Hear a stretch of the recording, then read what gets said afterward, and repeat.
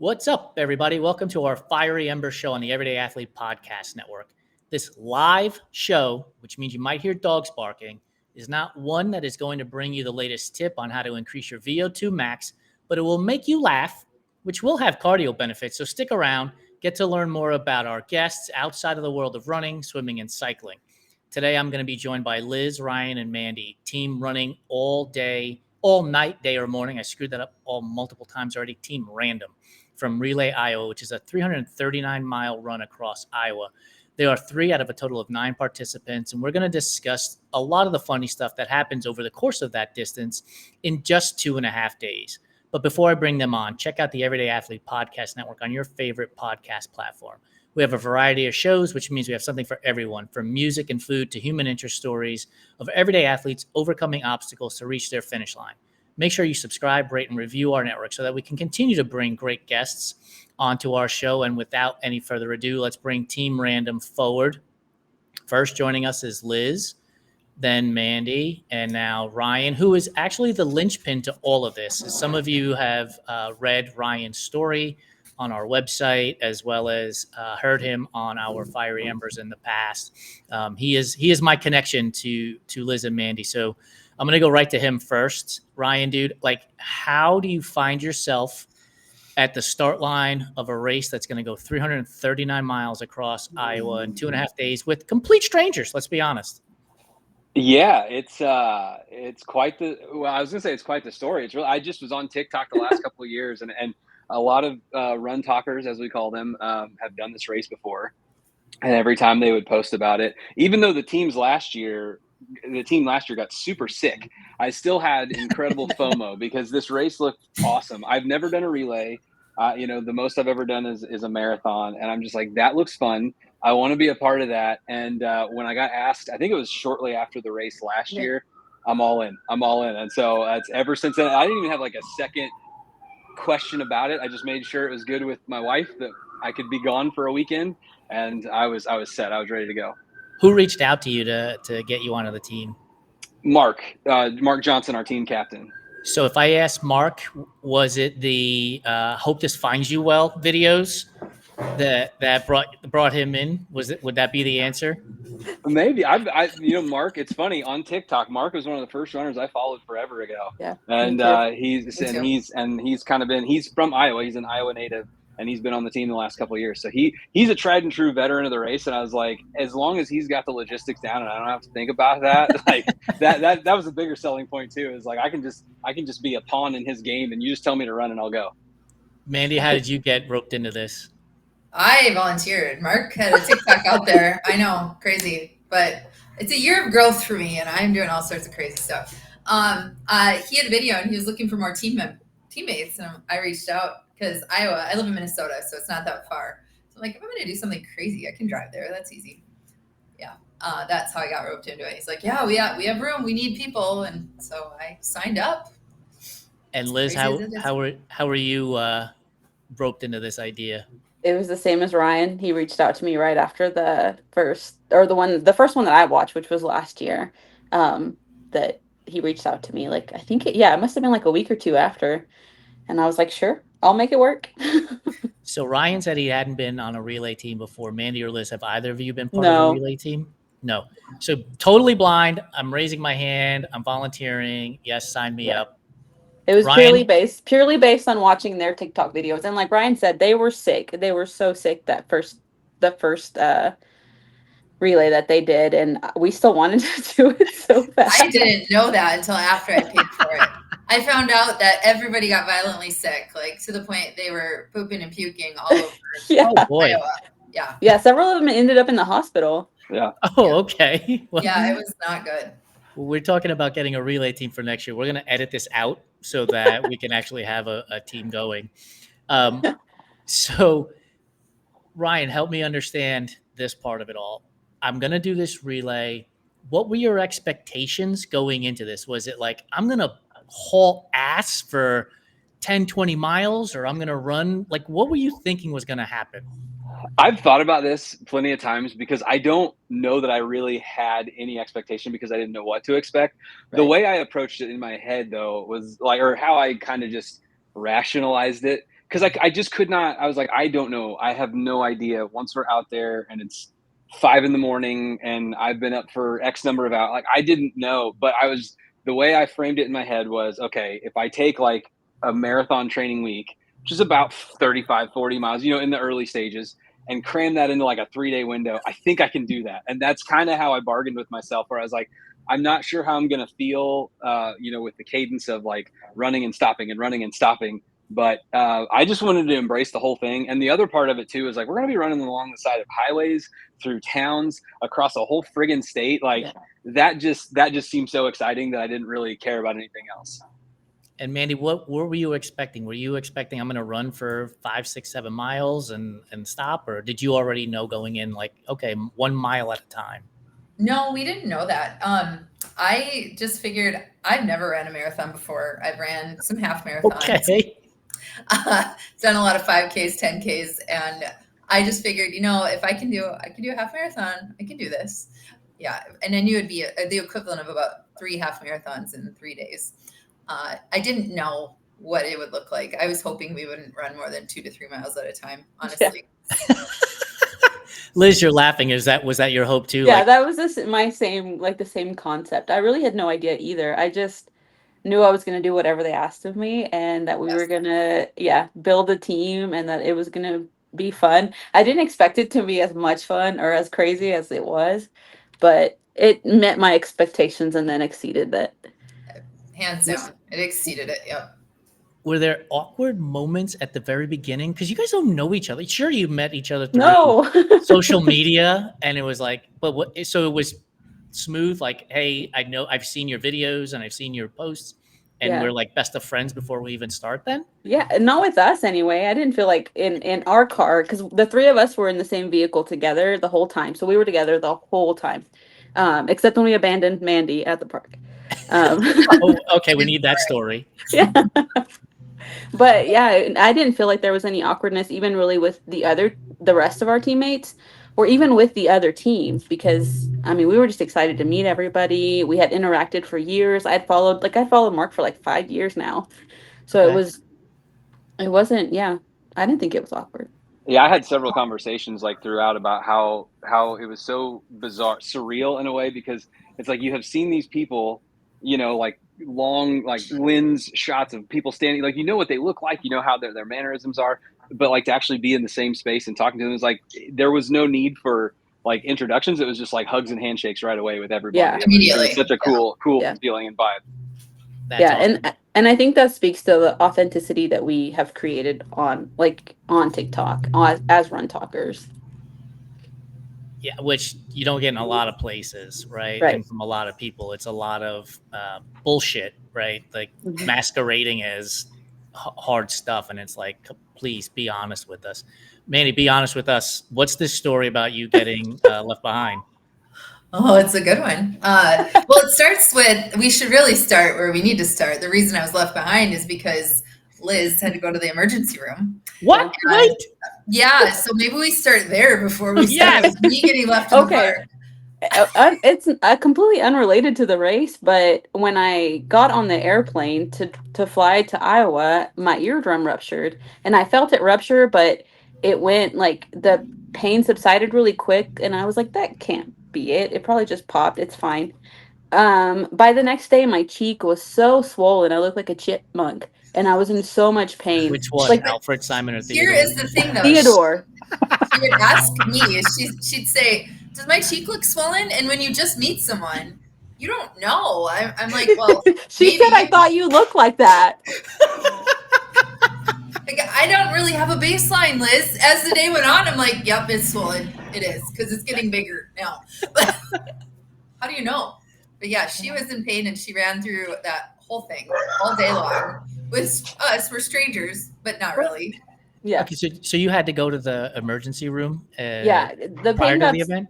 The pain got so severe. So by the time that we got our break, which was like around 9 p.m., we had just driven through where the hospital was, and I was like, maybe I should take advantage of this and go, because otherwise we were in the middle of nowhere. And Ryan and Mandy were like, you should probably go because it's getting worse.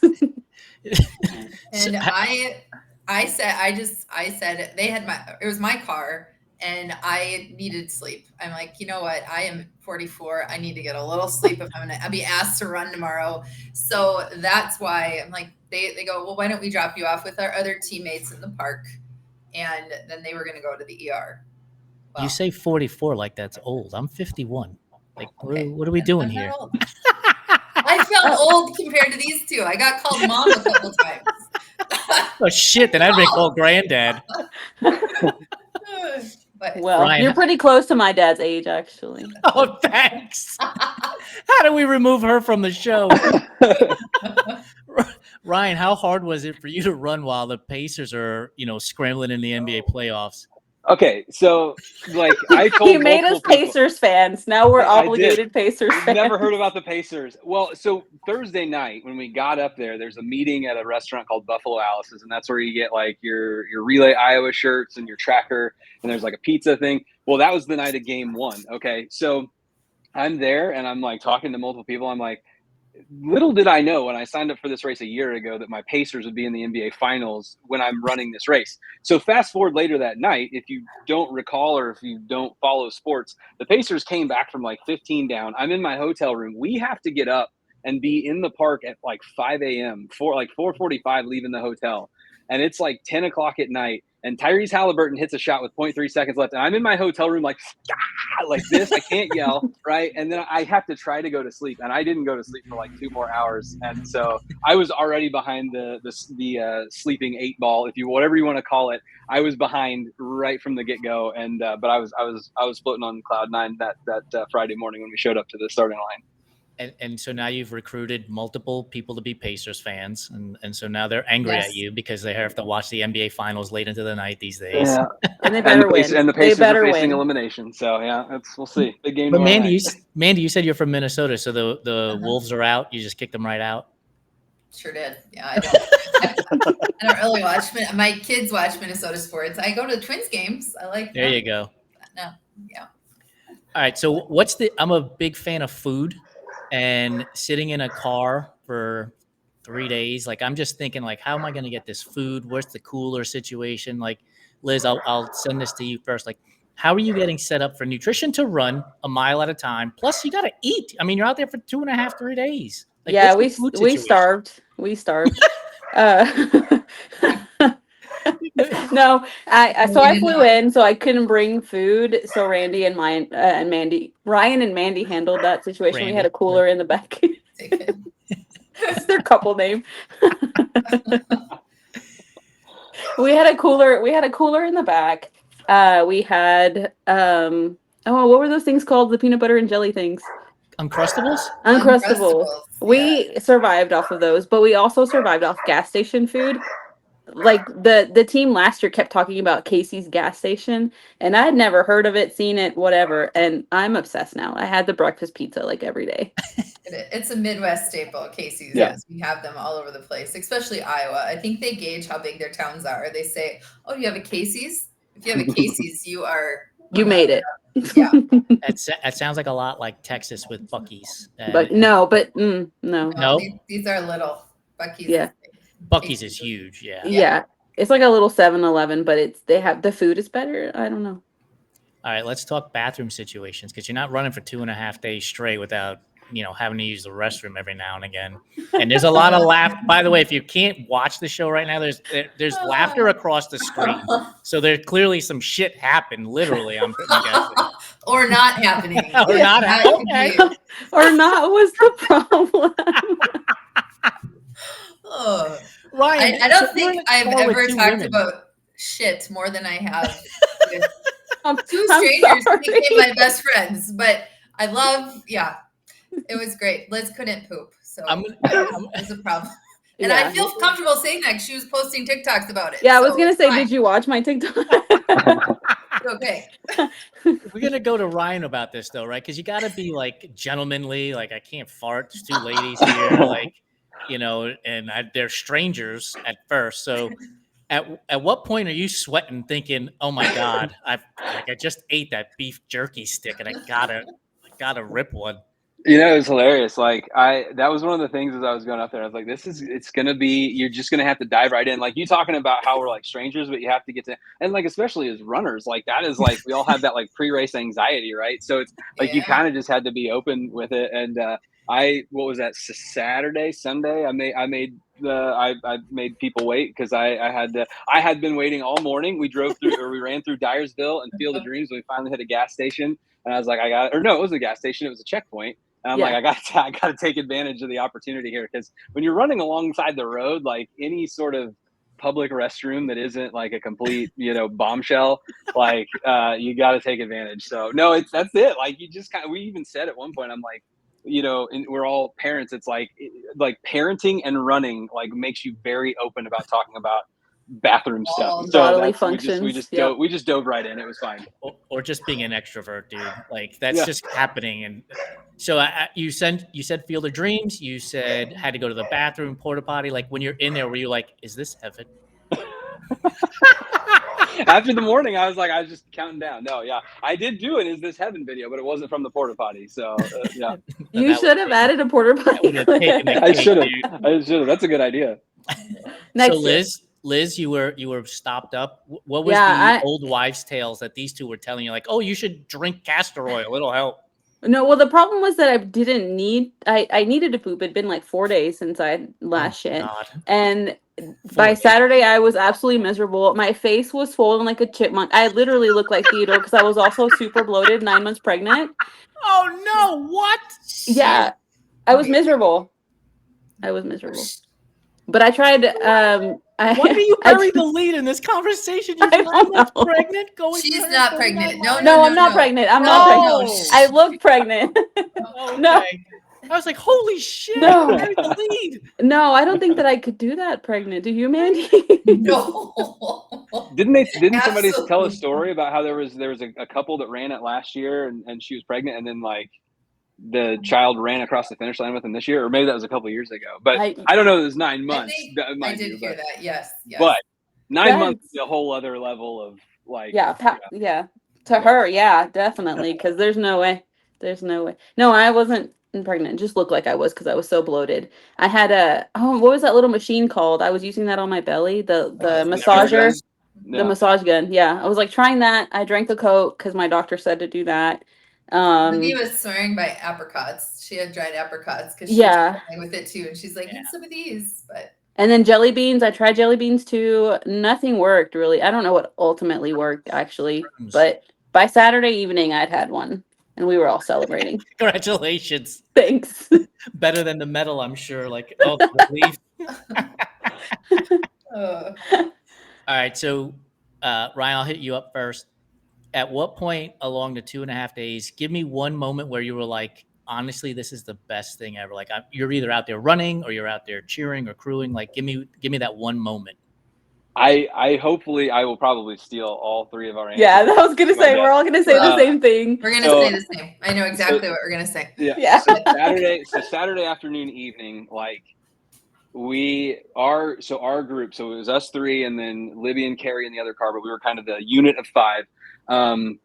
We took over. I think it was about 3:00 in the afternoon when we came back on. Maybe anyway, somewhere around there. And we got going. We got into our rotation, and like the sun is setting, and we are like 1 mile at a time, and we're all like ripping miles. Like Carrie handed off to Libby. Libby comes turning, like ripping around the corner, hands it off to me. I'm on a gravel road. I am like fired up. And I like blitz to Liz and we're catching up to teams in front of us. Yeah. We had last all day. We hadn't seen them. And all of a sudden we had like a rejuvenation. The vibe was right. Liz hands off to Mandy. And like, just during that whole sequence, like none of us like said anything. We just all fed off of each other's energy. And it was like, this is it. This is what I came for. And when Liz said earlier how it exceeded expectations, like this is like, all right, this is already a win in my book for sure. Yeah. We that night with the sun setting, the sun came out and we were finally back in it. Like cars are passing you and beeping at you and you're like, yes, finally, this is what I signed up for. And then Liz, the whole team worked hard to get caught up, and we got caught up to people. I won't say more. And she passed someone. And she handed me the tracker. And I just remember thinking, come hell or high water. I don't care if I'm on mile, 26 for my second day. I'm tired as all hell. I'm not going to let these people pass me because they've worked their butts off to get there. And so I took off like I've never taken off, and I PR'd my mile that night. Like, Nice. I don't know where that came from, but it was so fun. Like, I don't know. And then I handed off. I couldn't stop because I was going so fast. And the next teammate that I handed off to, they were taking over for us. They said, "Don't stop. You have to go." Just keep going. Just the feeling of being back in the race was huge. Yeah, it was that was the biggest thing, because it had been pretty discouraging to wake up. all day. We didn't go to win. We didn't go with any expectation of even being in the middle. But I knew that we were capable of more, so it was really frustrating to be in last place. But we weren't just like in last place. We were like way like hours behind everybody. So we worked our butts off to get caught up. And when we finally saw people, it was just like, oh, we also got ice cream. Motivating.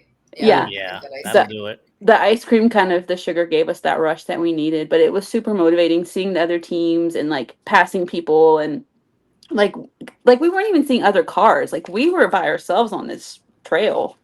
Well, so we took a nap, and then when we got up, they had taken the signs down. Like, at one point, because we were that far behind. Because we were that far behind. Like, well, what the heck? Where do we go? Where do we go? Luckily, we had Ryan, our navigator. Thank God for Ryan. Yes.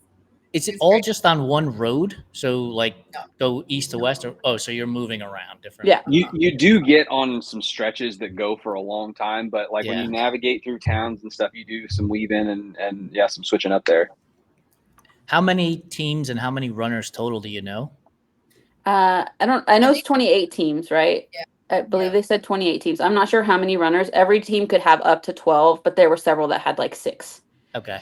Yeah, we met a family actually at Subway that the dad and a mom and their 4 kids were running it. Maybe a friend too, but a family was running it together. Well, that guy though, he wasn't there, right? The dad. No. I talked to him. Yeah, because we met him earlier. He had a vest on in the morning, and I'm like, whoa, he must be out there a long time, because the rest of it, we don't wear anything because we're going a mile at a time. And so when I got up to him, I go, "Hey, how you doing?" And he goes, "I don't know." I go, "How long have you been out here?" He had been out there from midnight, and his shift was going to be done at 6. It was 5:30.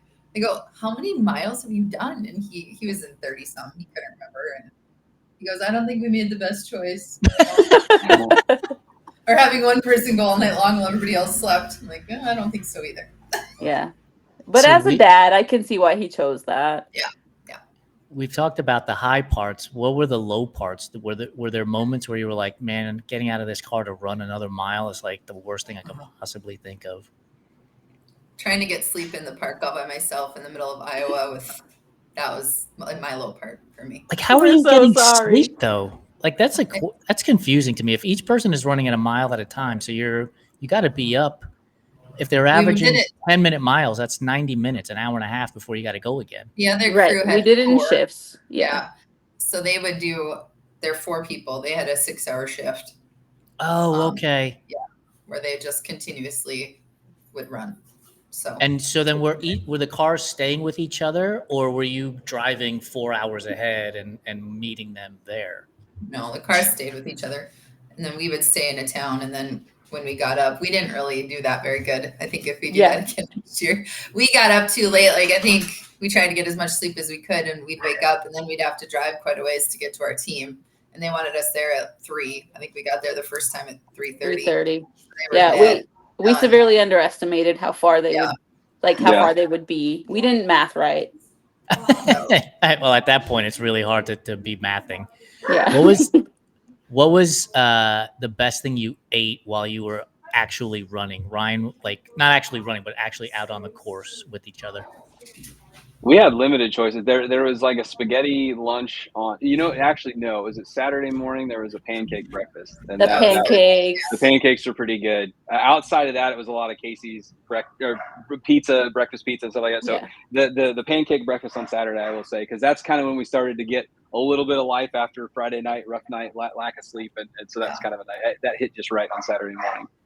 Yeah. Typical, would you say typical ultra food was in the car? So Pop-Tarts. I know you mentioned Yep. Uncrustables, but I that brought kind the of Pop stuff. Tarts in your honor, Jason. We had those. I was good. So we had Yeah, that. but we didn't protein realize bars. we had them till too late. Oh Yeah. no! It was like Sunday when we were like, he has Pop-Tarts. I'll take some. What was the flavor? What was the flavor? We had strawberry, and then the other flavor was the brown ones. The brown sugar cinnamon. The Yeah. brown cinnamon ones.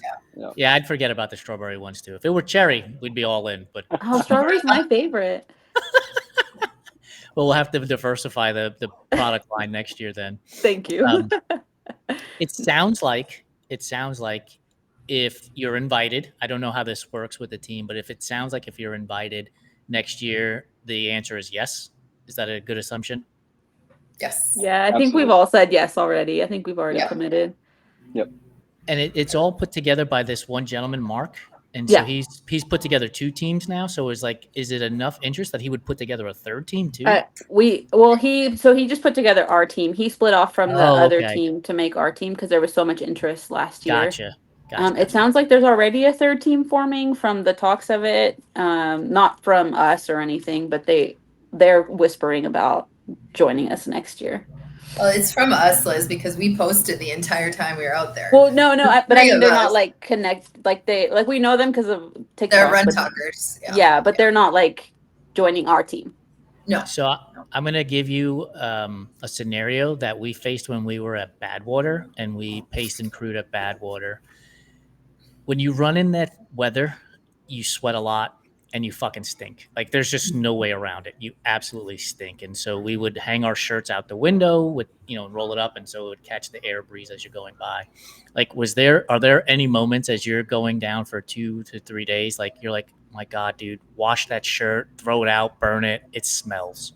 No, No. I don't think Really? so. I got We- 3 showers. I didn't expect Yeah, we that. took a shower every chance we could. Showers. Yeah, we Yeah. couldn't stand it. We couldn't stand being dirty. Iowa people are super nice. They let us use their community center, 2 high A schools, gym. I think. Yeah. Yeah, school gym. We got to sleep in a wrestling room that on Saturday. Yeah. That was the best night of sleep. I mean, I had 3 hours, but hey, I slept on a mat with 50, 60 other runners in the room. That was a little weird when you're trying It to was- find a spot to sleep. But it's all dark in there, and you have to be quiet when you walk in. So you really That's have no hard. idea where you're laying down. You just kind of lay down where you can. You just hear I people slept snoring. outside. Yeah, Yeah, I Ryan slept outside when all this outside. was going. I was like, this is just, it would be too quiet. I wouldn't be able to sleep. And so I got a little dewy. I woke up all like wet, but hey, I was fine with it. But I will say, in terms of the stinky clothes thing, we had some good advice going in. Someone had ran before, said you should bring Ziploc baggies Mhm. and put your clothes in there so that and seal them so that the stink doesn't get out. And sure enough, don't get me wrong, I probably stunk the whole time between showers. You did but, it.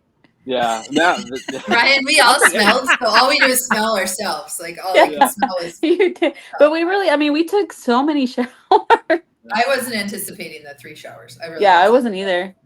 And I'm impressed. And you're not talking about truck stop showers either. Mm-mm. locker Community- rooms and, Community Locker room, gyms and yeah. stuff. That's really impressive. That makes it. I don't know. I wouldn't use the word easier, but it's probably more bearable. Yeah, when you I think get, so.